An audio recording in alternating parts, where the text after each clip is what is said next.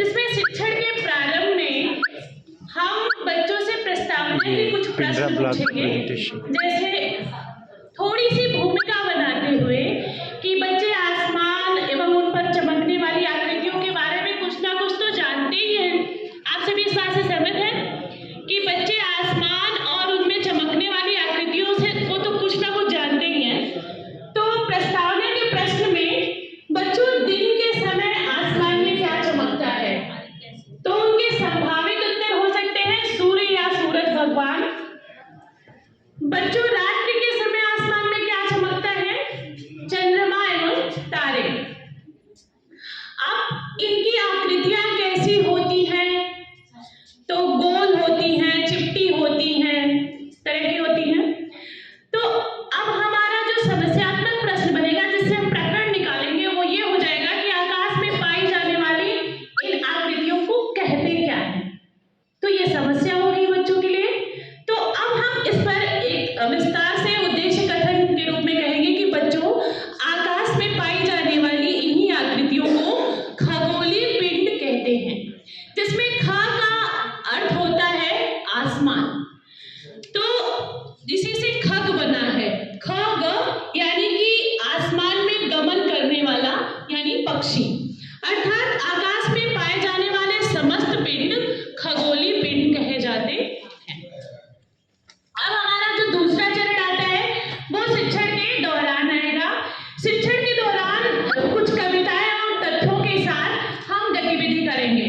जैसे सूर्य पर अगर हमें कोई एक्टिविटी करनी हुई तो हम बच्चों से कविता कहवा सकते हैं, जैसे रोज सुबह को सूरज आकर सबको सदा जगाता, शाम हुई लाली फैलाकर अपने घर को जाता।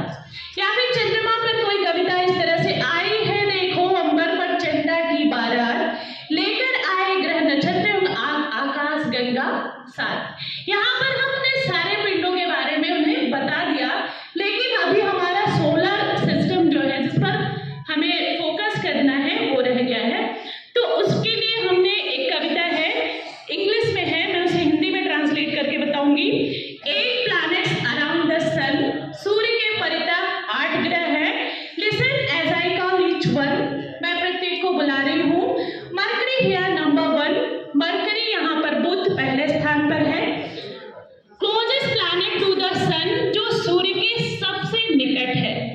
Venus here number 2, shining bright just like new, यहाँ पर शुक्र दूसरे स्थान पर है जो सबसे चमकीला है।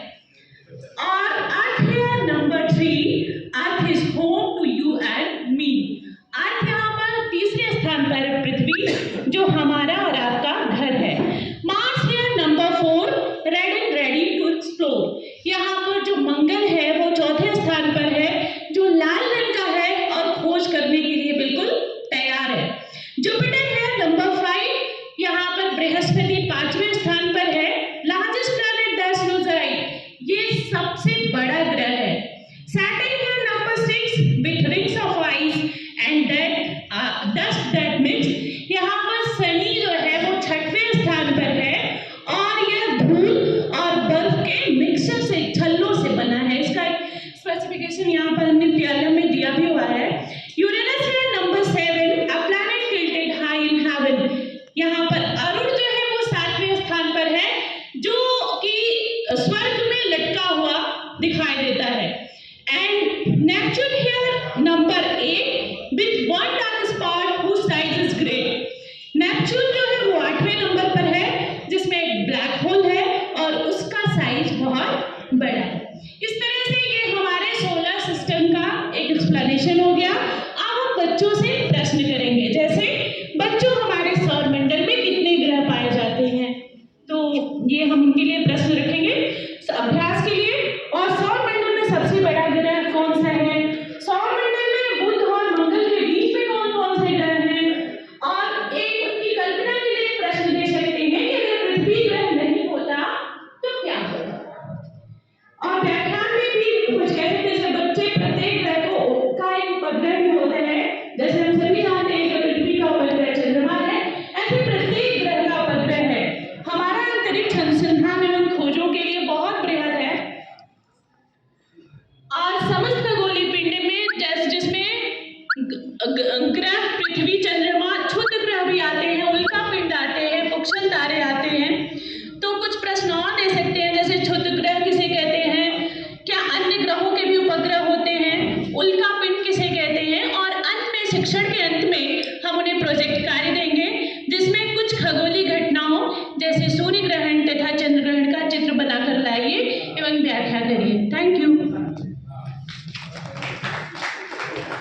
तो आपने देखा ये पिंडरा ब्लॉक की प्रस्तुति। Thank you.